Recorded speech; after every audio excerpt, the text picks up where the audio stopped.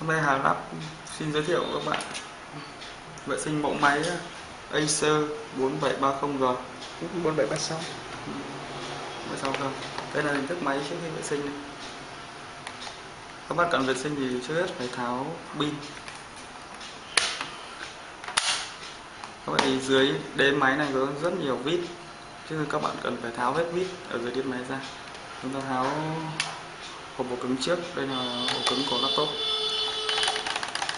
Các bạn cần thay thế ổ cứng thì các bạn chỉ cần vít hai vít này ra, cậy lên là các bạn nhìn thấy ổ cứng rồi. Sau khi cậy ra các bạn rút ổ cứng ra, vậy là xong. Tiếp đến là khe của RAM, các bạn vít hai cái này ra.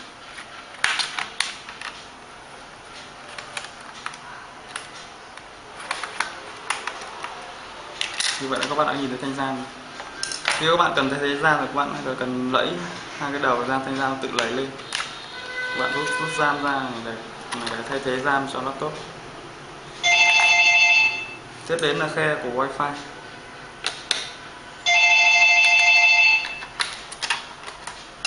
Như vậy là các bạn nhìn thấy Wi-Fi ở đây rồi. Các bạn cần tháo dây anten, tháo vít tiếp tục ra.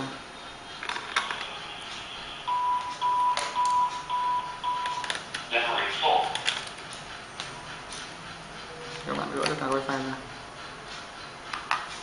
Đấy là chúng ta đã tháo được hết tất cả các thiết bị ngoài. Bây giờ chúng ta cần tháo ra để vệ sinh laptop thì chúng ta cần tháo tất cả các vít ở phía này quanh nhà máy đấy, quanh nhà máy. Chúng ta bắt đầu tiến hành tháo.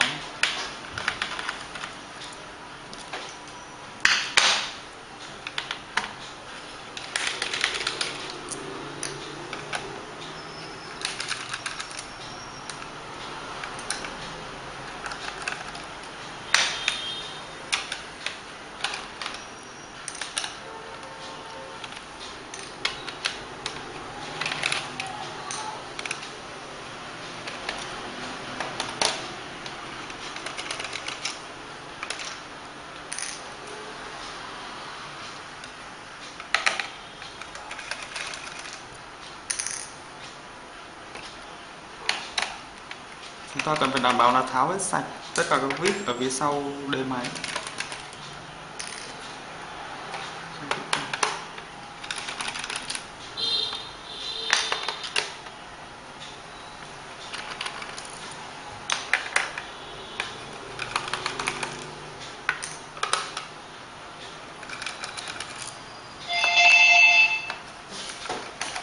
Bảo hiểm.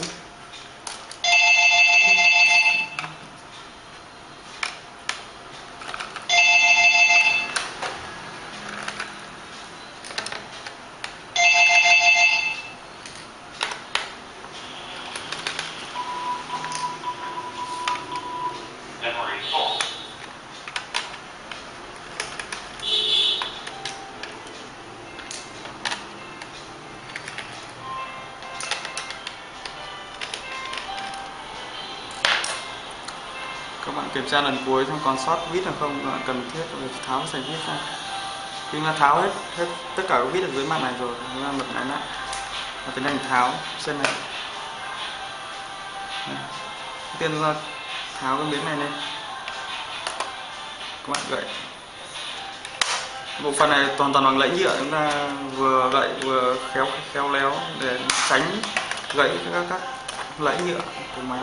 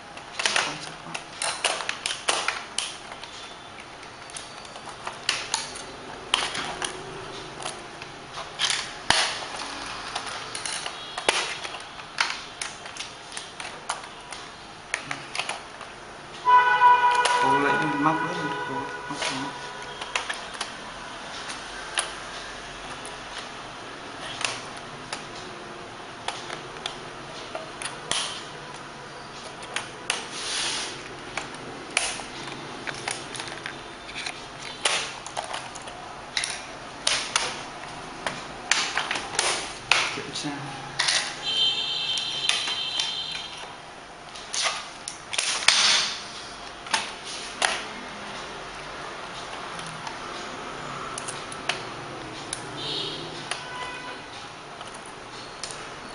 Mình cần tháo trước bàn phím ra.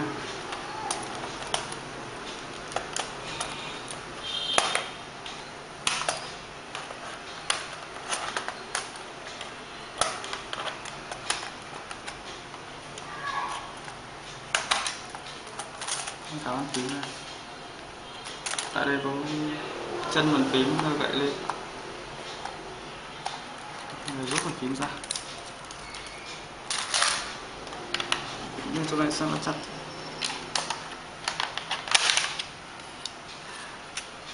Và gỡ được cái này ra.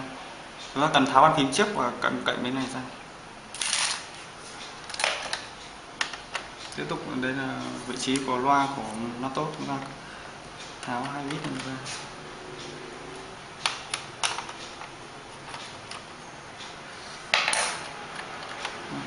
Như vậy chúng ta tháo được loa rồi.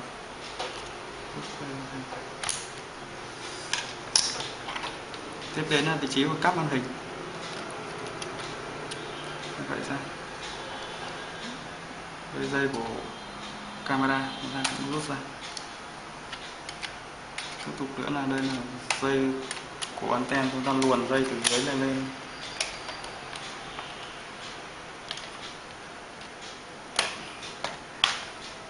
Từ mặt dưới này chúng ta luồn cái dây anten này ra.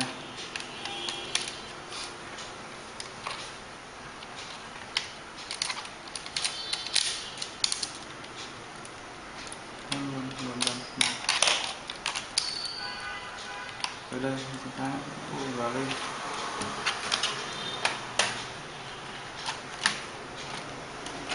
Chúng ta luồn lên, các bạn nhìn thấy luồn dần lên.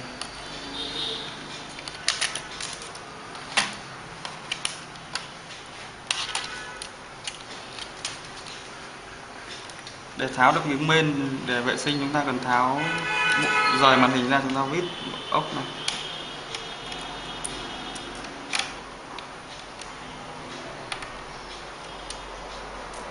Tại bên này có 2 vít nữa.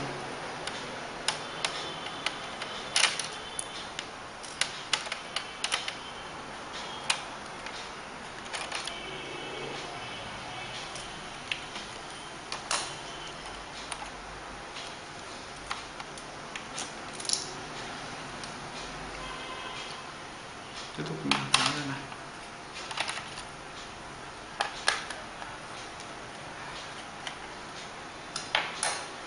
Tại các vị trí này chúng ta có rất nhiều rắc cắm liên quan đến chuột này, finger này và phím tắt chuột này, chúng ta cần phải tháo ra.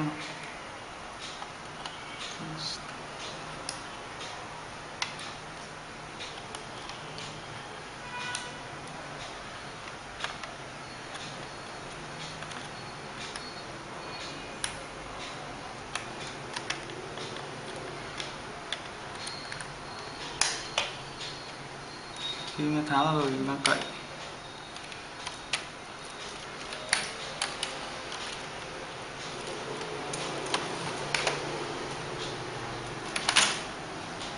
Gỡ màn hình ra này. Đây chúng ta gỡ ra. Đó, như vậy là chúng ta tháo được màn hình ra. Qua cái này. Để tiếp tục tháo tiếp chúng ta lại mặt nhựa trên này lên thì chúng ta sẽ gỡ được lên ra.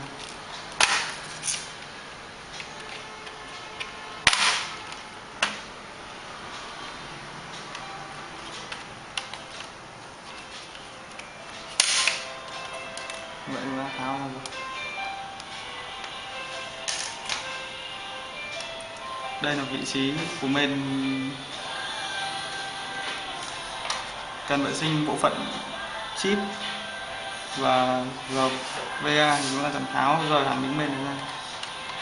Đây bộ phận đi chúng ta ra.